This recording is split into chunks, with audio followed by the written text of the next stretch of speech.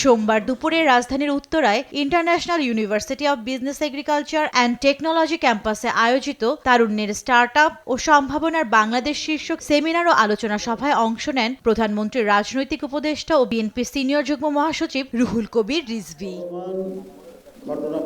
তিনি বলেন, গণতন্ত্র রক্ষায় এবং জুলাই সনদকে বাস্তব রূপ দিতে রাজনৈতিক দলগুলোর মধ্যে ঐক্য দরকার। রাজনৈতিক দলগুলো মিলিতভাবে কমপক্ষে কতগুলো ন্যূনতম প্রধান ইস্যু কিন্তু একটা মিনিমাম আন্ডারস্ট্যান্ডিং এর মধ্যে থাকতে হবে। সেই আন্ডারস্ট্যান্ডিং এর মধ্যে না থাকলে আবারও গণতন্ত্রের বিপদ হবে।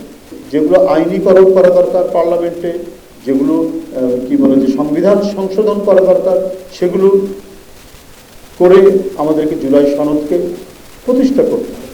এদিকে জাতীয় প্রেস ক্লাবে গণতন্ত্র ফোরাম আয়োজিত শিক্ষা বিস্তারে অন্তরায় মাদক ও আওয়ামী দোসরের গভীর ষড়যন্ত্র বিষয়ক আলোচনা সভায় অংশ নিয়ে বিএনপির ভাইস চেয়ারম্যান শামসুজ্জামান দুদু বলেন, দেশের গণতন্ত্র এখন সবচেয়ে বড় চ্যালেঞ্জের মধ্যে আছে।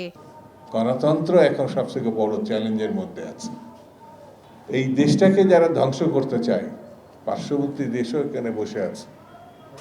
যারা শহীদ জিয়াকে হত্যা করেছেন, এখন সেসব সংবাদ আমরা দেখতে পাচ্ছি। এ সময় মাদকের সাথে জড়িতদের বিরুদ্ধে কঠোর ব্যবস্থা নিতে সরকারকে আহ্বান জানান তিনি। জান্নাতুল মোহনা, দেশ টিভি, ঢাকা।